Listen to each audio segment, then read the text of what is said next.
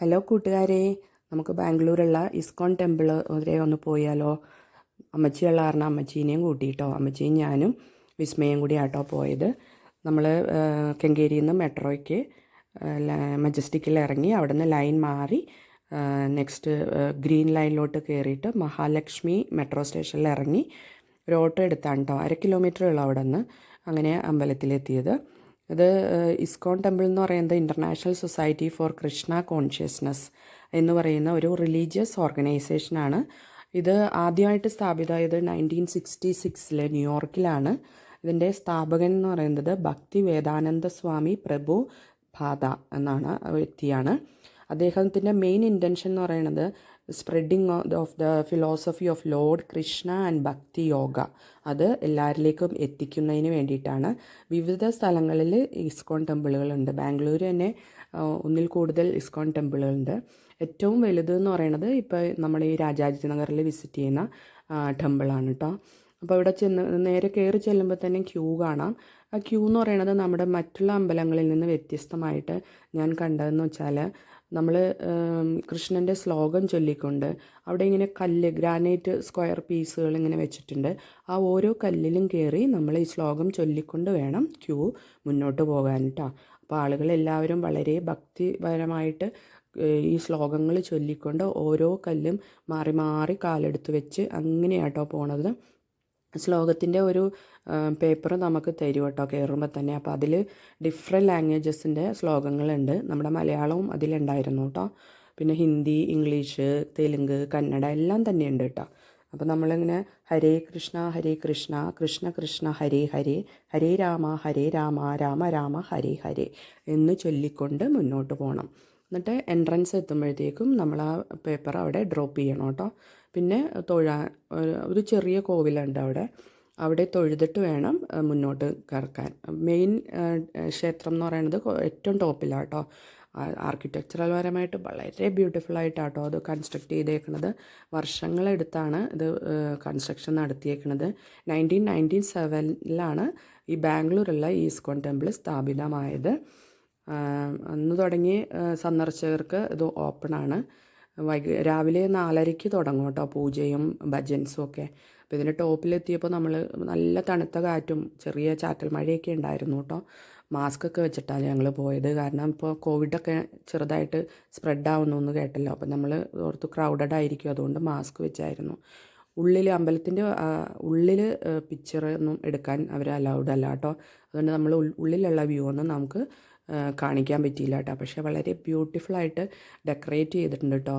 കൃഷ്ണനെയും രാധയും ബലരാമനെയും എല്ലാം നല്ല ഓർണമെൻറ്റ്സൊക്കെ ഇട്ട് നല്ല സൂപ്പറായിട്ടുണ്ടായിരുന്നു. ഞങ്ങളങ്ങനെ കണ്ടു നിൽക്കും, നമ്മൾ ആരായാലും പോയി നിന്ന് ഇങ്ങനെ കണ്ടു നിൽക്കും കേട്ടോ. പിന്നെ ഭജൻസും ഒക്കെ ഉണ്ടായിരുന്നു, അതൊക്കെ കുറേ നേരം കേട്ടു. അത് കഴിഞ്ഞ് ഞങ്ങൾ എക്സിറ്റിലോട്ട് വന്നു കേട്ടോ. എക്സിറ്റിൽ ഒത്തിരി ഷോപ്സ്, ഈ സൊസൈറ്റിയുടെ ഭാഗമായിട്ട് കുറേ ഷോപ്സുകളുണ്ട് കേട്ടോ. അതിലിങ്ങനെ സുവനിയറും പിന്നെ ഇങ്ങനെ ഭക്തിപരമായിട്ടുള്ള കാര്യങ്ങളൊക്കെ സെയിലിന് വെച്ചിട്ടുണ്ട് കേട്ടോ.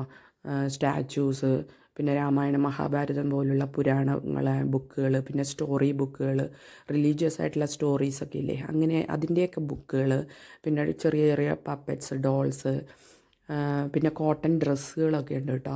ആ ഡ്രസ്സുകളെന്ന് വെച്ചാൽ ഇപ്പോൾ നമ്മൾ ജന്മാഷ്ടമിക്കൊക്കെ കുഞ്ഞു കുട്ടികളെ കൃഷ്ണൻ്റെ വേഷമൊക്കെ ധരിപ്പിക്കില്ലേ, അങ്ങനെയുള്ള ഡ്രസ്സുകളൊക്കെ ഉണ്ടായിരുന്നു കേട്ടോ.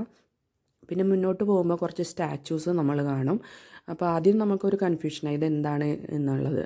അപ്പോൾ പിന്നീടാണ് ശരിക്കൊന്ന് നമ്മൾ ദർശിച്ച് നോക്കുമ്പോഴാണ് നമുക്ക് മനസ്സിലാവും അതൊരാളുടെ ഒരു വ്യക്തിയുടെ ലൈഫ് സ്പാൻ ചിത്രീകരിച്ചേക്കുക കേട്ടോ. ജനനം മുതൽ മരണം വരെയുള്ള അതായിട്ട്, അതായത് കുഞ്ഞു ബേബിയായിട്ട് വലുതായി അത് വലിയ ഒരു വ്യക്തിയായി പിന്നെ ഒരു ഏജ്ഡ് ആയ ആളായിട്ട് മരിക്കുന്നതും മരിച്ചു കഴിഞ്ഞത് ബോഡി സ്കെൽട്ടൻ ആവുന്നത് വരെയുള്ളത് അവിടെ പിക്ചറൈസ് ചെയ്തേക്കാണ്. അപ്പോൾ ലൈഫ് എന്താണെന്ന് കാണിക്കുന്ന ഒരു കാര്യമാണ് അവിടെ പിക്ചറൈസ് ചെയ്തേക്കുന്നത്. അതിന് ശേഷം നമ്മൾ നെക്സ്റ്റ് കൗണ്ടർ എന്ന് പറയുന്നത് ഫുഡ് കൗണ്ടറൊക്കെ ആട്ടോ. ഒത്തിരി സ്റ്റാളുകളുണ്ട് വെജിറ്റേറിയൻ ആയിട്ടുള്ള ഫുഡ്സ്, അതായത് സ്നാക്സ്, ഈ പപ്സ്, ജിലേബി, സ്വീറ്റ്സ്, അങ്ങനത്തെ ഒക്കെ ഐറ്റംസ്. പിന്നെ റൈസ് ഐറ്റം. ലഞ്ച് ടൈം ആയതുകൊണ്ട് ഒരു 1-1:30 ഒക്കെ ആയെന്ന് തോന്നുന്നു. സമയപ്പോഴത്തേക്കും എല്ലാവർക്കും ഭക്ഷണം കഴിക്കാനുള്ള ഒരു ഇതാണല്ലോ. അപ്പോൾ അങ്ങനെ ഭയങ്കര തിരക്കായിരുന്നു കേട്ടോ. എന്നാലും വലിയ ബുദ്ധിമുട്ടില്ലാണ്ട് ക്യൂ നിന്ന് സാധാരണ പോലെ തന്നെ ആളുകൾ സമാധാനപരമായിട്ട് നിന്ന് ഭക്ഷണമൊക്കെ മേടിച്ച് കഴിക്കുന്നൊക്കെ ഉണ്ടായി. നമ്മൾ അത്രയും അങ്ങോട്ട് കഴിച്ചില്ലായിട്ട് ചെറിയ സ്നാക്സ് മാത്രമേ ട്രൈ ചെയ്തുള്ളൂ അവിടെ നിന്ന്. അത് കഴിഞ്ഞ് പ്രസാദ കൗണ്ടർ വരും കേട്ടോ. ഇതെല്ലാം അവിടെ എക്സിറ്റ് അങ്ങനെ തന്നെയാണ് പോണത്. നമ്മൾ അങ്ങോട്ട് അപ്പുറം ഇപ്പുറം ഒന്നും ഡൈവേർട്ട് ചെയ്ത് പോകാൻ പറ്റില്ല. അവർ പറഞ്ഞേക്കണ എക്സിറ്റ് പറഞ്ഞേക്കണ ഭാഗത്തൂടെയൊക്കെ പോകാൻ പാടുള്ളൂ.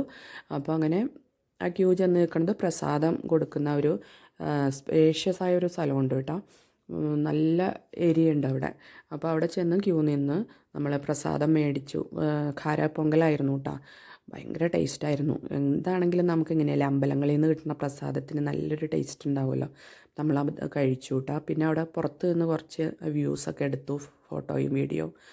ബ്യൂട്ടിഫുൾ കൺസ്ട്രക്ഷനാണ് കേട്ടോ, പറയാണ്ടിരിക്കാൻ പറ്റില്ല. അത് കല്ലിലാണ് എല്ലാം കൊത്തുപണികളോടെ ഉണ്ടാക്കിയേക്കണത്. അത് കഴിഞ്ഞ് ഞങ്ങൾ പ്രസാദം കഴിച്ച് കഴിഞ്ഞാൽ പിന്നീട് എക്സിറ്റ് വന്നത് അന്നദാന കൗണ്ടറാണ് കേട്ടോ. അതും ഇതുപോലെ തന്നെ ക്യൂ ഒക്കെ നിൽപ്പുണ്ടായിരുന്നു ആളുകൾ. നമ്മൾ അതിലോട്ടൊന്നും പോയില്ല കേട്ടോ. നമ്മൾ നേരെ താഴേക്ക് ഇറങ്ങി ചെന്നു. അപ്പോൾ നമ്മൾ പോണ വഴിക്ക് നമുക്ക് കുറച്ച് മഴയൊക്കെ കിട്ടിയായിരുന്നു. അപ്പോൾ കുടയൊക്കെ നമ്മുടെ കയ്യിലുണ്ടെങ്കിൽ അതൊക്കെ ഇങ്ങനെ നനഞ്ഞിരിക്കുകയായിരുന്നു. അപ്പോൾ ഞങ്ങൾ അവിടെ താഴെ ഒരു സ്ഥലത്ത് കുട നിവർത്തി വെച്ച് കുറച്ച് നേരം അതൊന്ന് ഉണക്കിയിട്ടൊക്കെ ബാഗിൽ കയറ്റി. എന്നിട്ട് നമ്മൾ താഴേക്ക് നടന്നിറങ്ങുക കേട്ടോ ചെയ്തത്.